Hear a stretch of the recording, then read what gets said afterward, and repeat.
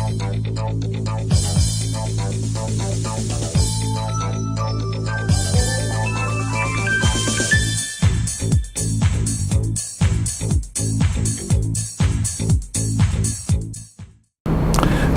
pagi para sahabat excellent. Kita kembali ke acara Good Golden Morning Motivation bersama saya Antonius Arif. Kali ini kita akan membahas mengenai topik jalur cepat menjadi financial freedom. Kita akan belajar bagaimana caranya untuk proses menjadi financial freedom. Karena saya menemukan banyak sekali orang yang ingin menjadi sukses tetapi dia tidak berhasil menjadi sukses karena banyak kendala-kendala yang mereka hadapi.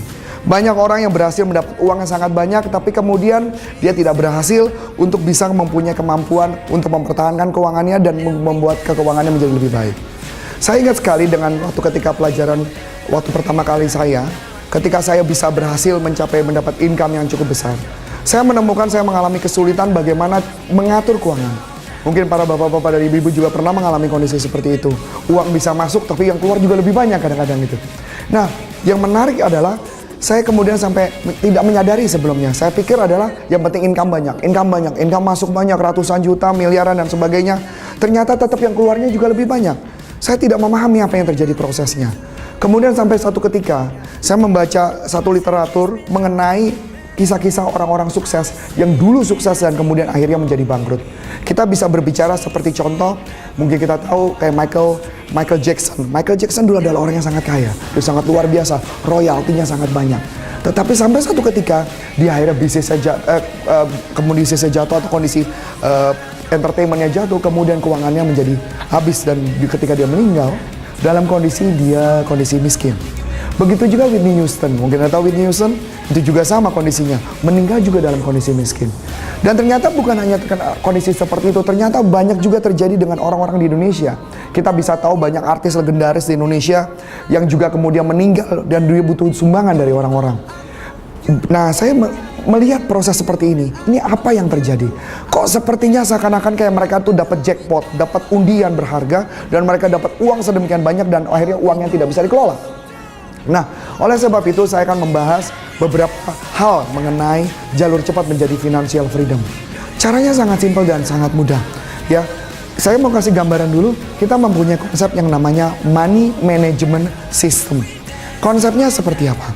Konsep money management system ini adalah konsep yang kita harus mengatur keuangan kita. Biasanya saya memakai sistemnya memakai model toples.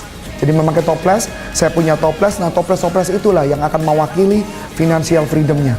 Seperti apa? Saya kasih gambaran seperti ini. Yang pertama, ada yang namanya konsepnya namanya financial freedom account. Atau yang saya singkat FFA, gitu ya. Atau saya singkat adalah FFA. Nah, di konsep ini adalah setiap kita dapat uang, setiap kita dapat income berapapun income Anda harus wajib menyisihkan 10% dimasukkan ke dalam financial freedom account. Nah, jadi kalau Anda bayangkan kalau itu ada toples, jadi itu adalah saya memasukkan uang 10% ke dalam toples tersebut. Pak, uang 10% saya kegedean Pak, nggak mungkin cukup buat toples gitu ya. Nah, itu nggak apa-apa, Anda masukkan saja ke bank, masukkan aja transfer ke bank, kemudian Anda print. Nah, printannya tersebut yang Anda masukkan ke dalam toples tersebut. Kenapa harus toples? Kenapa nggak celengan ayam gitu atau celengan semar gitu? Karena sesuatu yang kita masukkan kalau kelihatan transparan, maka kitanya menjadi lebih semangat. Kalau kita lebih semangat, maka konsep law of attraction atau hukum tarik-menarik atau menjadi money magnet akan jauh lebih mudah karena kita tahu ada keuangan yang namanya financial freedom account. Nah, yang saya mau kasih gambaran kepada para teman-teman sini adalah bagaimana caranya supaya kita mulai memasukkan uang ini. Kita harus mulai belajar untuk memasukkan uang ini. Pak, tapi saya punya hutang besar Pak, hutang kartu kredit saya banyak atau apapun yang punya rekening dan sebagainya tagihan banyak.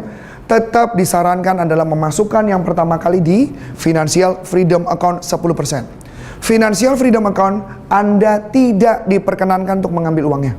Tidak boleh sama sekali. Uangnya tidak boleh diambil. Jadi kapan? Untuk apa uang ini?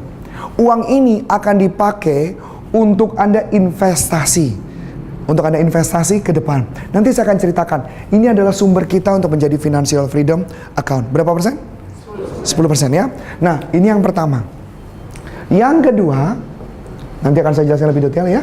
Yang kedua adalah kita punya rekening yang namanya rekening edukasi.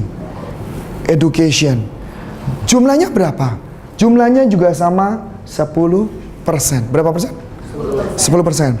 Jadi uang kita punya, misalkan kita punya uang 1 juta, berarti 10% pertama taruh di Financial Freedom Account. Yang kemudian yang kedua, taruh uangnya 10% di edukasi. Edukasi untuk apa sih? Nah, ini yang paling penting kan? Edukasi kan bahasa Indonesianya ada pendidikan ya. Tapi pendidikan di sini bukanlah pendidikan ke anak, bukan pendidikan ke kita atau mana-mana, tapi ini adalah pendidikan mengenai kemampuan kita supaya kita bisa hidup yang jauh lebih luar biasa. Nanti akan saya jelaskan lebih detail lagi prosesnya. Ini adalah edukasi. Yang ketiga, setelah 10% Financial Freedom Account, yang kedua adalah edukasi. Yang ketiga, Anda taruh di tabungan yang namanya long term spending. Ini adalah rekening yang bisa dikatakan Anda masukkan uang ya untuk asuransi, bisa buat beli mobil, bisa buat beli rumah, pendidikan anak, kuliah dan sebagainya. Berapakah angkanya? Angkanya di sini adalah 10%. Gitu ya. Tapi kalau Anda nanya, Pak, sekarang cicilan rumah saya sudah lebih dari 10%. Cicilan rumah saya mungkin sekitar 30-40%. Apa yang harus dilakukan? Nggak masalah teman-teman. Yang penting Anda fokus di nomor 1 dan di nomor 2. Nomor 1 apa? Financial Freedom Account. Yang kedua adalah Education. Ini dulu yang fokus. Ini adalah 3 tabungan. Nah, berikutnya kita akan masukin kemana? Kita masuk adalah yang keempat. Yang keempat setelah Financial Freedom Account, Education, long term spending, kita masuk yang keempat adalah kita masuk kepada charity. Kita memberikan kepada orang susah, kita membagi kepada orang banyak. Kita percaya bahwa kalau mama kita mau berbagi kepada orang lain, rezeki kita juga akan berlimpah. Setuju nggak? Setuju ya? Nah, ini adalah prosesnya untuk kita bisa menghasilkan. Berapakah angkanya?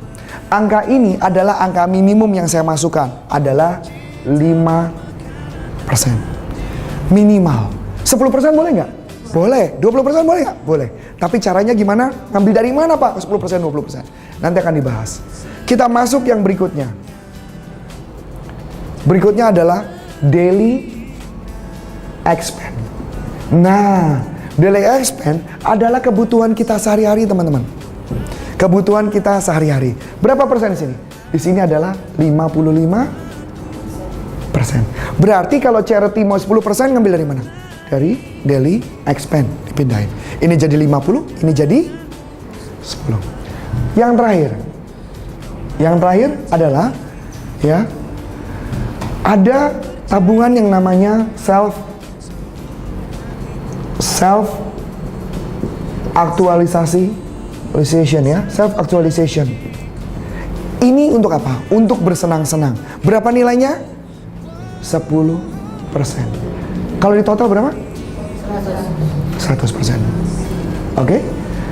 Dan teman-teman, jangan kemana-mana dulu. Kita akan kembali lagi di acara Good Golden Morning Motivation berikutnya bersama saya, Antonius Arif.